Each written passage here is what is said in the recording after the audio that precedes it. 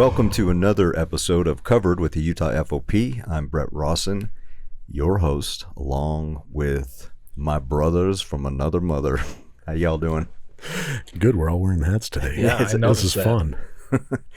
Yeah, it's where are we? We're in the middle of or the beginning of summer at the Pod Mill here in downtown Salt Lake City. As It's already hot. Usual. Yeah, today's going to be a hot one, and yesterday was not, which was good because we were smoking chicken again. It was a pleasant day. It was a great day. In Yeah, the shade. We In the had- shade, it was good. We had a couple chicken smokes going, a Vernal and a Davis County, and they were both fantastic. In fact, the Vernal one, we raised a little money for an officer that was injured out there in a gunfight. Really, a traumatic experience, but what a fight. And he came out on top, which is fantastic. Glad that he's okay. And drove himself to the hospital. I know. I mean, Stud. Well, and then he was there, and he was walking around there at the smoke. It was great to see him there. Yeah. That's awesome. He showed up, and as did his family and 100 or so of his closest friends, and and we fed him, and it was fantastic. So yeah, glad we did that. It was a lot of work. Those lunchtime events are tough because you got to get up at basically yesterday and start the fire. But if you're in an agency, a lodge, an FOP lodge, and you haven't seen the smoker or haven't had us come out, I'll tell you this: you can't complain because it's free food. But the word on the street is it's not too bad.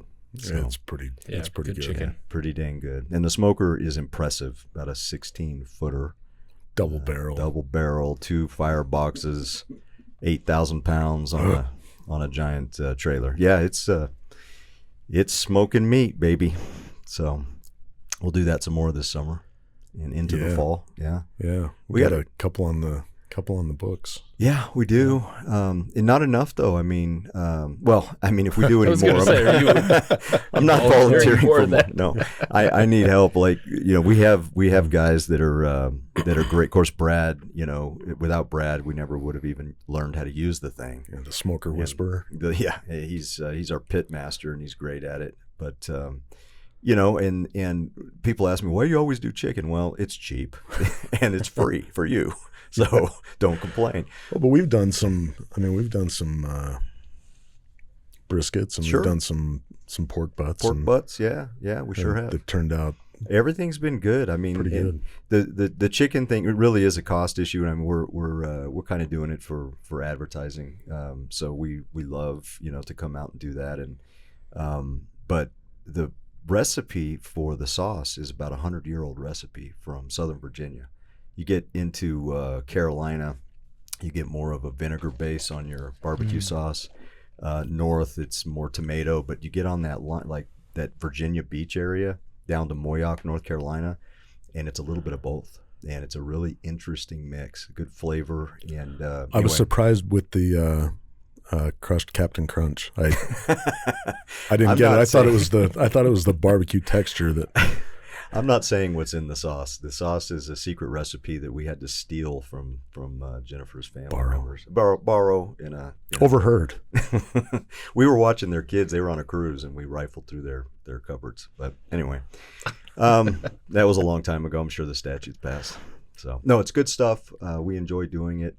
I know we have stuff to talk about, but Brent, did you know that your FOP attorneys are personal injury lawyers?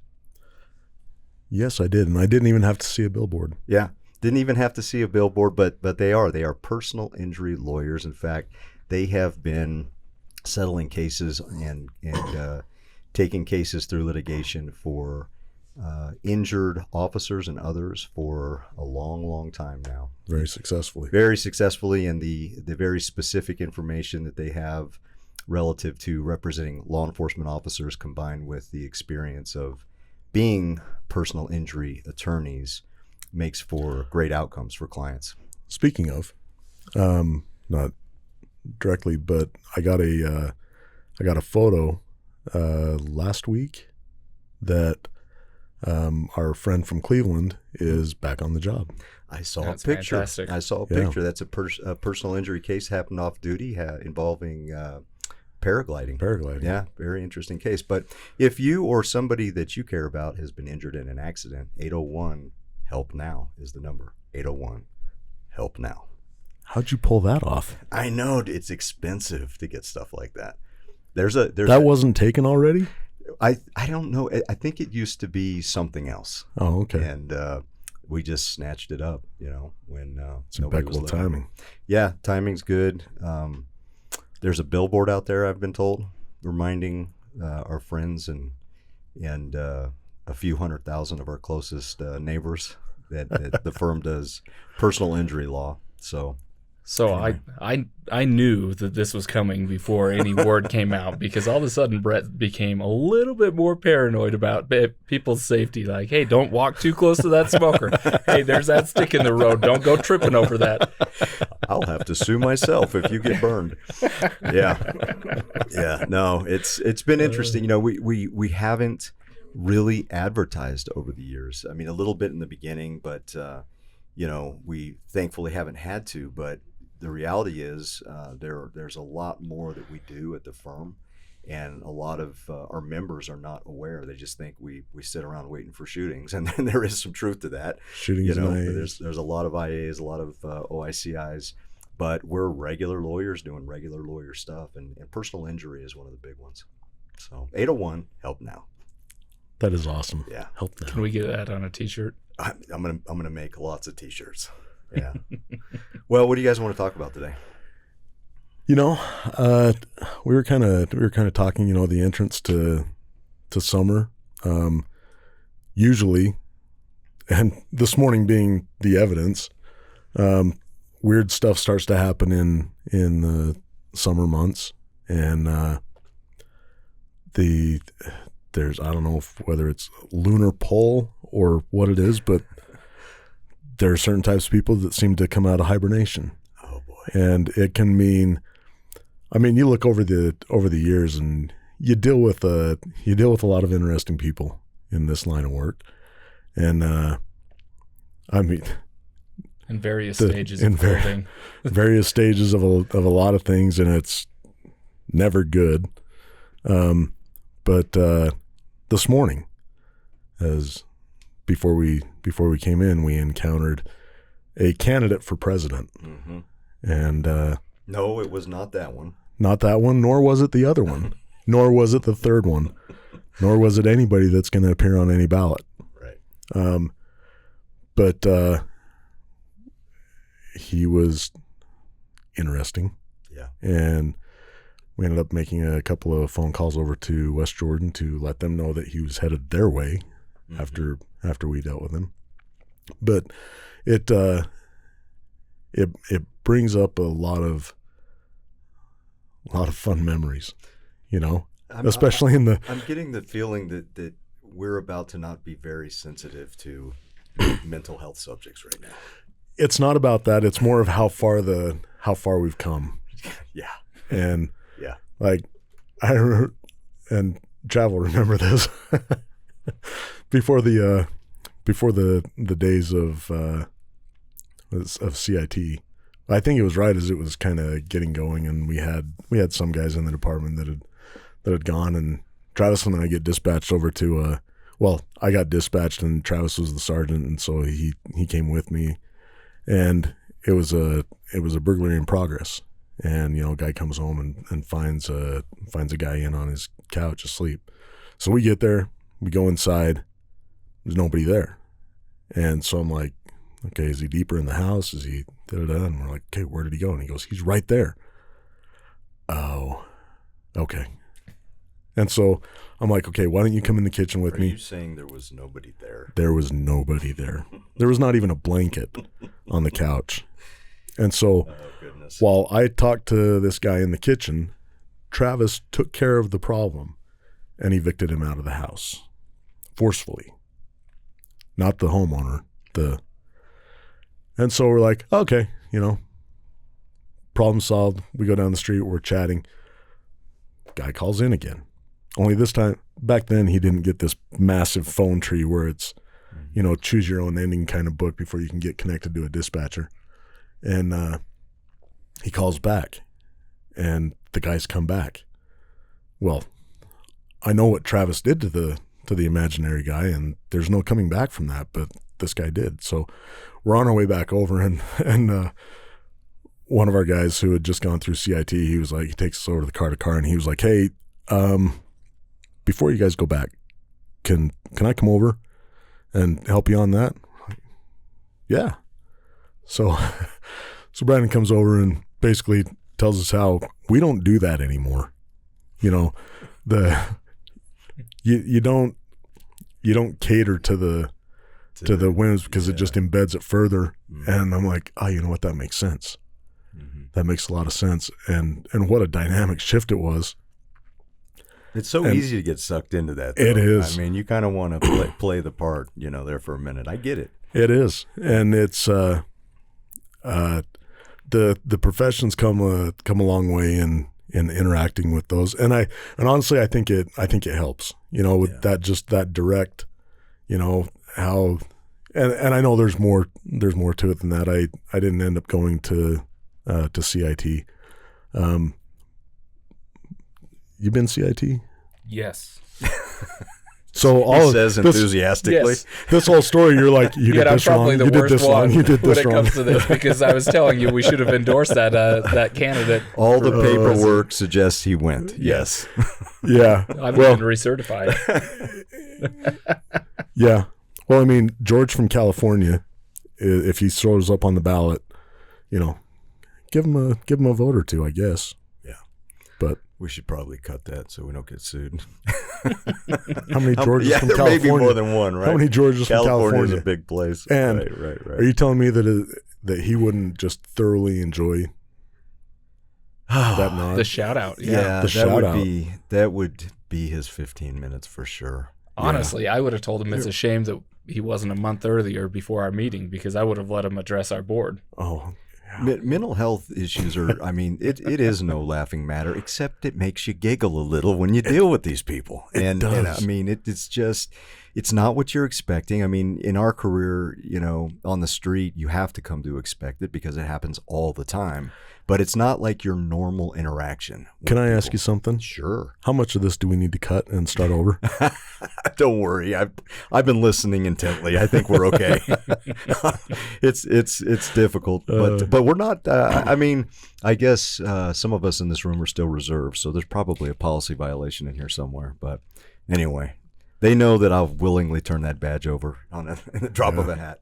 Same. But I was so this was not on the job. Once upon a time I was on a Greyhound bus, and all good stories start that way. The reasons I was on the Greyhound bus is a story in and of itself, but I don't want to speak ill of my mother-in-law. But anyway, long story. But I had to cross the country on a Greyhound. The bottom line is Jennifer got a plane ticket. David and I, Jennifer's brother, did not get plane tickets, and it was early enough in my marriage that has now spanned 33 years that I was not asserting myself, the way that I would today. That's how you get taken advantage of. It is. And so there I was, happily boarding the Greyhound with David. A victim again. Love you, Jen. So here's how this went. I get on the bus thinking, at least I'll be able to talk to my new brother-in-law, who I've been friends with for a while. He's a swell guy. Except he makes a special friend in the back of the bus and disappears. And so that leaves a seat open. And the person that occupied the seat next to me all the way to Ogallala, which was the first stop, was a person. For an ignorant person like myself, where's Ogallala?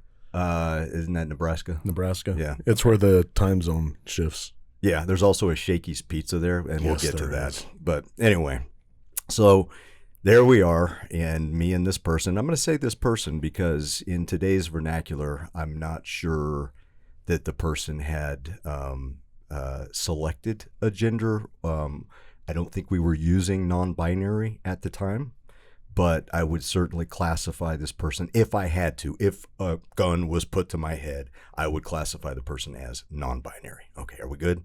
Everybody understand? I zoned out there for a second. But the person had just recently, I don't want to say escaped from a mental institution. I think there were release papers, But they were on their way to Washington to tell the then President George Bush, and which one was it, 91? Senior. Senior. 41. To go tell Senior that they had a cure for cancer involving lasers. And I learned all about that all the way from Salt Lake to Ogallala. So when the bus finally stopped to take a break in Ogallala, Nebraska, at the Shakey's Pizza, my first move, and now I'm a young, innocent, recently married Mormon kid from South Carolina, you know, living my best Utah dream as I came to Zion. And I walk into Shakey's Pizza, and they put down a pitcher of beer, and I consumed the pitcher in under 45 seconds. It was medicinal, and it was extremely important. I got back on the bus, and I slept to Chicago. It had to happen, Brent. And look, you can tell my bishop, I'm sure the statute of limitations has passed on that as well, but it was highly necessary. Anyway, awesome. These are special folks, and sometimes we meet them on the street and on Greyhound buses. But, oh man, so many stories. What are some other, Kevin, what's your funniest experience that you've had so far? Mine aren't good examples. That you can share. Oh my goodness. I've got some dark ones that I don't dare share. So not honestly, even on this show. Honestly, I am the example of what not to do, because I always indulge in these fantasies or these hallucinations.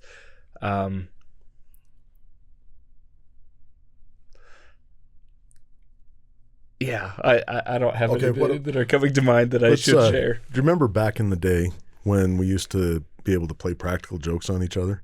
Mm-hmm. We, I mean, man, we had a couple of guys that they were really good at it. I mean, like filling somebody's patrol car with bags of shredded paper, the little micro crosscut shredder, pepper spray in the air vents. Oh, so I guess I've got one that kind of bridges the gap there. He was thinking about how much trouble could he get in for telling these stories. That's really what was going on in it. He's full time, remember? That is true. I am full time. So back at Ogden, as I had left, after I had left Ogden, there was a guy that I had his phone number memorized because I had taken over his phone, and so people that had called me, I had to give him his new phone number. And when I came down to Salt Lake, there's a lot of people that need help. And I was working graveyards at the time. And so, when you would run across these people that, the street light wasn't turning in the colors that they wanted or in the time that they wanted, or if they were seeing demons in the moon, we had a hotline that they could call. And that hotline was only available after 2:00 in the morning. And I started to get some phone calls from some buddies up there saying, "Man, what's going on down there? People just keep calling this guy." This colleague of yours, this brother in blue who you threw under the bus. That's who you did this to. Those are the funny ones. Well, there was a catalyst. I'm sure. Somebody was thrown under the bus first. Right, so right. We had a guy that and he's a Marine, and Semper Fidelis. Yeah. No, different Marine. Oh, different Marine. Okay. We had a few. Really, and in those early days, I mean, pretty rigid, and he was FTOing another Marine who was also rigid and disciplined, I guess is a better story. And you of all people know how the Marines feel about being associated with the Department of the Navy. Oh yes, I'm aware. So one night we had a guy on our shift who was just phenomenal at practical jokes. I mean, remember back in the day, I don't know, maybe you still can, but on a Windows computer, you can set it to where if you hit a certain key, then the computer will do something. And so play the Village People in the Navy. And every time he hit like the space bar or an A or something like that and couldn't shut it off, he almost broke his computer just doing it. Well, the old light bars before we went to LEDs had those dome caps, you know, and you pop the 2 clips, and then you could take it off and clean the inside if you cared. And this one officer got a transparent Navy sticker, and in the center portion of the light bar was that white light, you know, and so when you were all the way over in position 3, that one would spin. If you were in 2, then just the red and blues. And put it inside the dome cap facing to the rear, so that anytime this guy was running code, if you were behind him, it was Navy, Navy, Navy, Navy. And we worked grays. And it was on there for about a week. And we're on an accident out on Bangerter, and he's out setting traffic cones, you know, to send people around. And he's walking back, and he stops, and he looks, and he can see the Navy, Navy, Navy. I mean, so it's like 2 in the morning, 1 in the morning, and he straight up walks up the back of his patrol car, and he's up on top, and he's ripping that off and pulls that sticker off, and, you know, certain things coming out of his mouth, and he's like, "Who did this?" And I'm like, "Oh, I want to tell him so bad, but man, I don't want." This priceless. It's so interesting to me that we started talking about mental subjects, and then we kind of shifted to a different kind of mental subject. Yeah, and like we're kind of our own. And I don't know if it's a maturity level thing. Like, I always figure my maturity level is stuck at 17, 16, Yeah. sometimes 12. Like, I'll kind of giggle. the 17. You know how to act in certain circumstances, but then you find yourself overstepping those bounds often enough. Kind of like a 17-year-old, I think. Kind of like how we started out. Yeah. You know, very 17-ish. You know, want to be at the adult table, but It's juvenile, but it's a lot of fun. There was one though that was that just is burned into my mind. I was working for we'll call it a quasi-governmental organization, saving the world. on K Street, yeah. And there was a tech guy that had to be let go. Sometimes people lose their jobs, Brent, and I was not an attorney at that time to help him. However, this tech guy, he lost his job, and so imagine the surprise on people's faces when they came to work that next Monday. And you mentioned certain music playing when you hit the space bar. This wasn't exactly music. This was lights, sirens, and someone screaming, "I love horse porn," coming out of the computer. And it happened to numerous individuals that he had taken issue with. I mean, of all things that could happen when you're going postal, that seemed to be, fairly benign. But, if you're going to let an IT person go, make sure that you walk them out. Yeah. Like, right. that's not a, hey, by the end of the day, you're done. It's yeah, that was good times in the Washington, D.C. Yeah. Yeah. So we had one that this was when I was up at Weber Morgan on the strike force there, and for some reason the shenanigans seem to pour in a little bit more when you're not running to calls and you have a little bit more time while you're doing investigations. And one of the officers he had promoted out of the strike force, and he'd come by time to time. Well, one time he'd come by, and my partner, I can't remember why we had cans of tuna fish, but we had cans of tuna fish. So he pulls in his brand new patrol truck, and he was off somewhere in the office doing something, and I had just got a new lockout kit. So we popped open this new truck, and we put 2 cans of tuna fish in there, but we popped them, and we drained all the liquid out so it wasn't going to spill. We didn't want to damage anything. And we put one in a very visible place, and then we tucked the other one up under the seat. And about a week later, he comes flying in. He's like, "Hey, that's a brand new truck, and it stinks. What did you guys do? You guys get that damn thing out of here right now." And we don't know what you're talking about. I don't know how he ever found it, but stopped complaining about it, so I think he did. Does stuff like that even happen anymore? I don't know.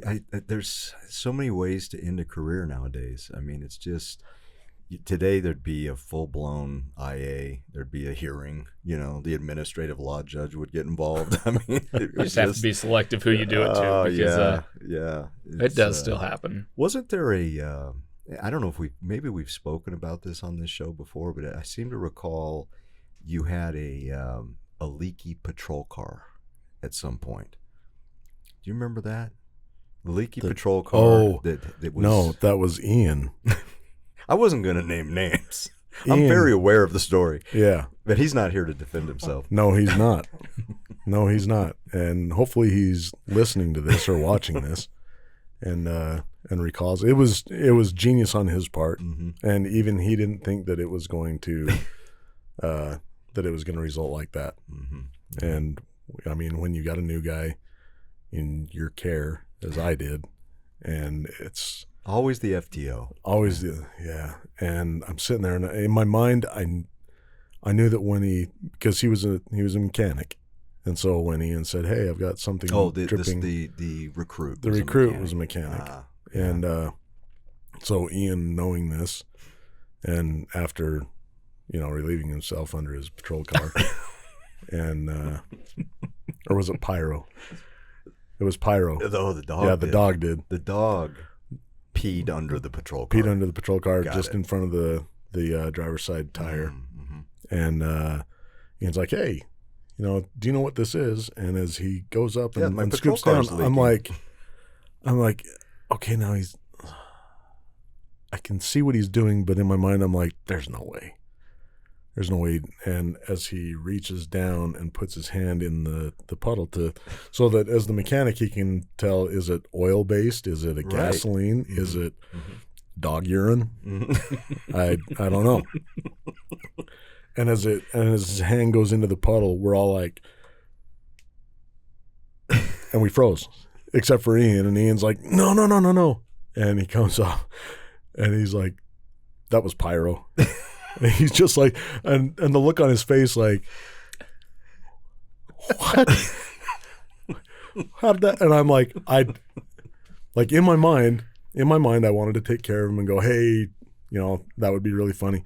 And my brain froze because I could sense the laugh coming. Mm-hmm. And that's where that maturity level really, really bit me. And he handled it well, and he got Ian back a couple of times. He's a good mechanic. He knew right away. He knew right away that it was not a vehicle fluid. Yeah, exactly. So props to him. Yeah, and props to him for not licking it. Because I've seen him do that. And he's a lieutenant now, and so I really feel like we helped catapult his career. Absolutely. I mean, I really think that's where it took off from. Yeah. Because you learn so many valuable lessons being the recipient of these jokes. Right. That I really think it think it worked to his advantage. He's had a really successful career. Really great cop, and I think it started with Pyro. Yeah, absolutely. Well, Hank, it's Hank now. Sometimes you got to change a dog's name. He'll always be Pyro. Yeah. Wow. Doesn't matter what boneheaded move a prior chief or something makes. Will always be Pyro. Always be Pyro. Yeah. Yeah. Wow. Yeah. So what do I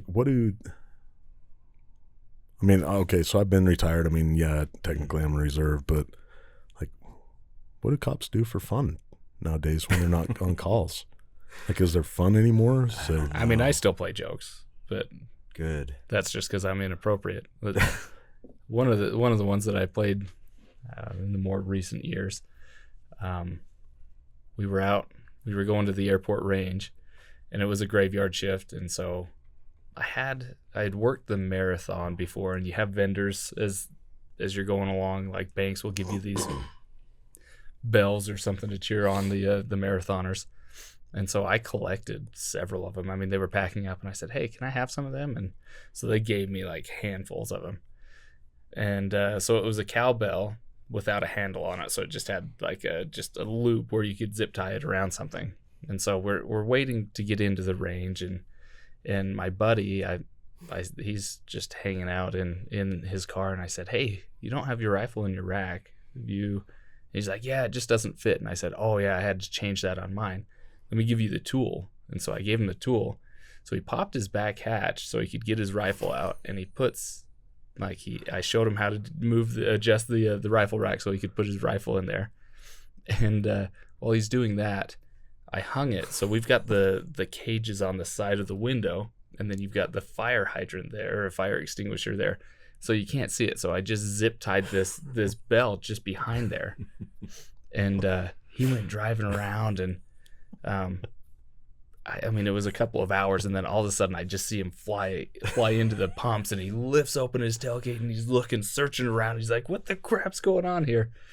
Oh man, that was a pretty funny one. He's like, every bump I hit, it would just ding, and I just couldn't figure out what that was. He's like, you're such a prick. He's not wrong about that. Oh man. Yeah, you're right. I mean, it's all, as they say, it's all fun and games until you're sitting in an IA and you got to get Bret. Talking about you need more cowbell. But, full circle. Right. We are the guys to call if you're in that position. This is true. That's true. Yeah. It's really, this has been a... We're not encouraging this behavior. Don't get us wrong. But if you find yourself... Right. Yeah. We could do a little infomercial right now. Well, we have got a lot of infomercials going on today. If you find yourself doing some of the things that we've described... which we don't recommend. Which we don't recommend. Mm-hmm. But if you did... and your agency does not find it as funny as we did, then you're going to want to call the firm if you're an FOP member. That's right. And if you're not, you can still call the firm. It's just going to cost you money. Right. Right. That's right. Is it a legal defense that it was for my mental health? As big of a push as we have for mental health. It depends on how much you want to encourage a fitness for duty evaluation of yourself. Okay. Sure. What's the record? The record what? For pushing it into a fit for duty, like record number of times, record number of times, and record time in the hearing before they go. You're crazy. Yeah. I don't. Are you running for president in California? We've had some interesting. It's hard not to switch this to super dark if we start talking about this stuff, because the officers that have needed fitness for duty evaluations in many cases needed it for a very good reason. Yeah. So, and that's where the I think that's where the profession is a good thing. I think cops we're like kids in a lot of ways. We can be extremely resilient, and those things, and there's a procedure and a protocol for everything, and those guys that need it. And look, I've got friends that have had to do the fit for duty. And when they come out of it on the other side, when they look at it in the right lens, they come out stronger, better. I mean, just like anybody that ends up going to therapy, it ends up being a good thing. The ones that I've seen it bad for are the ones that insist that they don't need it. And look, there are some that, I know some have been sent without cause for it. Yeah. And luckily they were like, okay, if this is the hoop I'm going to jump through, then fine. And, obviously they pass and, right. And come back. But I think it's also in the lens that we look at it through, and that I think there's a little bit of a stigma around the phrase fit for duty. Mm-hmm. Like there are certain instances where, it's probably a good idea to go, to go get one, and have that backing of a professional saying, they went through this, or had this series of things. We've evaluated them.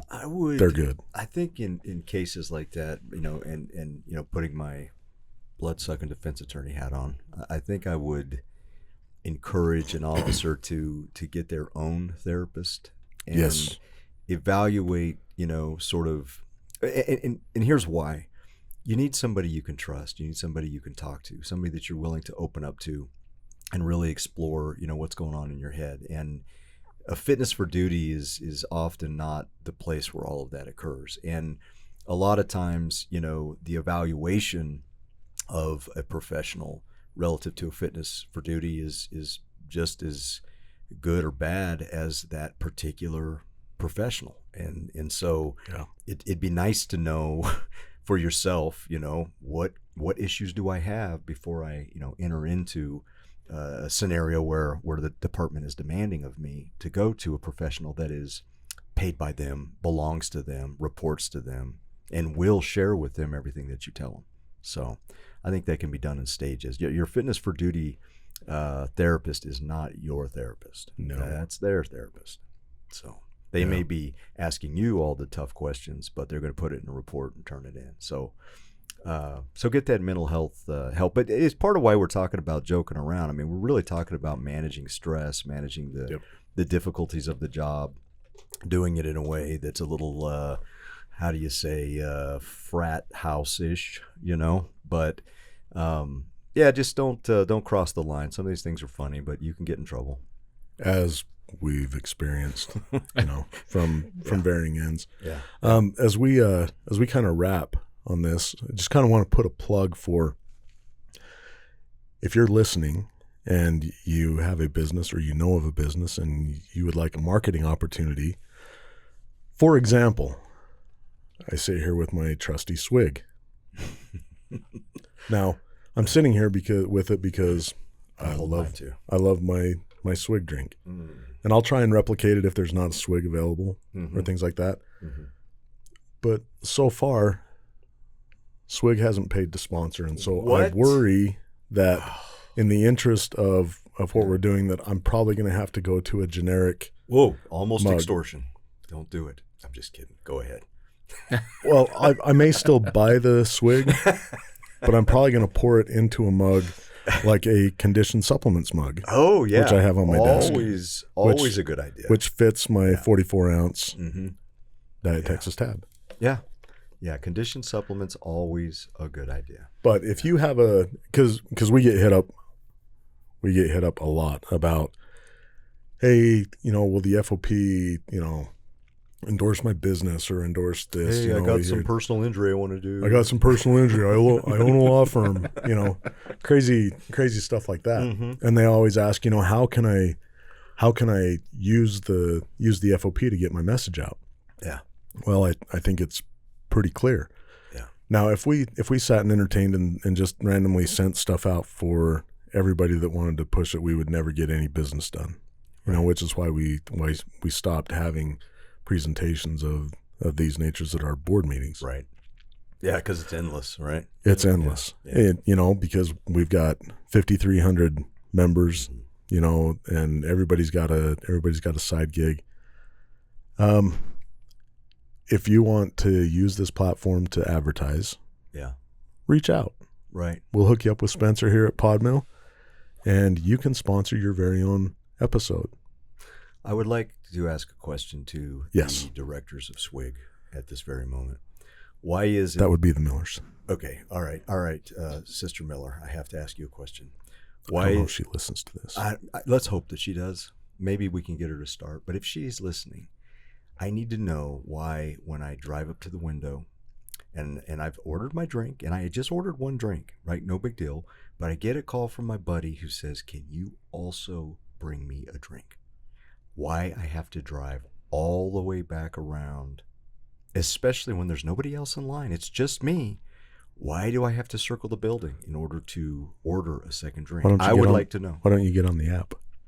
Listen, that sounds very technical and difficult, what you're talking about. I just wanted to roll up to the window and get a drink, and usually that works. Oh, why don't you try do you have my second drink? We don't have it. Oh, the Jedi mind trick. Yeah. I need this. These are not the droids you're looking for. Yeah, I got that. Yeah.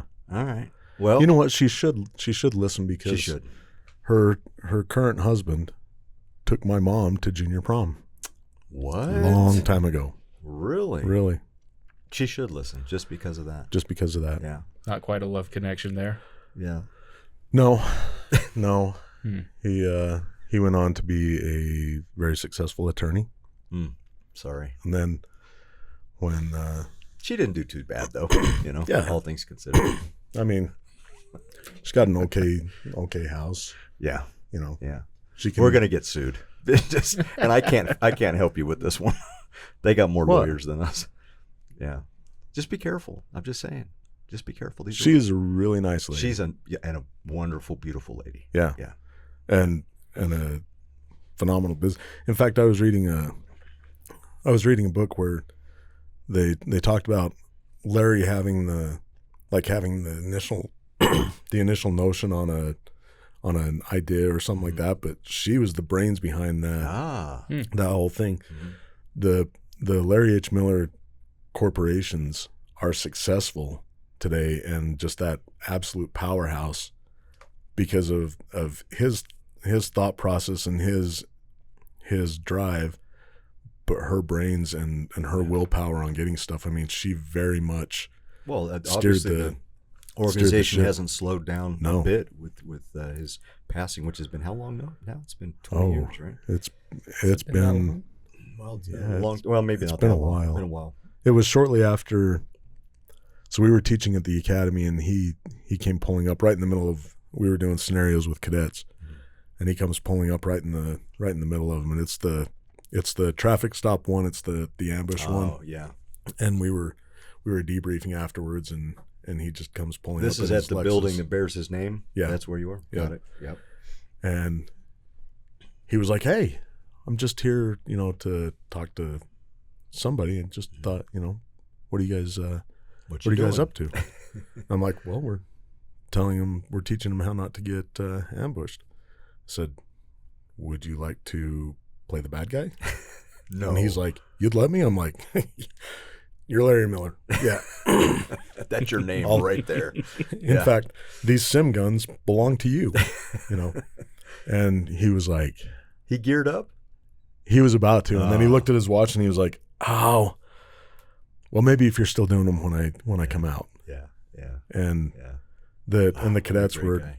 out of the 4 cadets there, because there were 2 cars and 2 each. Only 2 of them knew who he was. Yeah. The other 2 were like, Yeah, "Who was that?" And the other 2 were like, "You don't know who that is?" Mm-hmm. And so great guy, supporter of law enforcement. Extremely. We appreciate that. Extremely. Well, listen, this has been a great. I think we've stepped on enough landmines. Yeah. I'm not sure landmines. that. Given that I'm a witness, I'm not sure I can rep you guys on this one. So. Yeah, We've got conflict counsel. Yeah, that's right. We do, and we have used them. Yeah. Yes, we have. In fact, Spencer, you may want to just put a tag on this one, for quick reference when the subpoenas come. Yeah. That way you don't get bogged down in, right. Where did I put that? It's just, oh, yep, right here. Right. We've been waiting for this. No actual crazy person was harmed during No. the production of this podcast. So No. Anyway, well, thanks everybody. Appreciate you listening. We know you're out there doing what needs to be done, and staying safe in the process. Continue to stay safe, and as always, we'll catch you next time.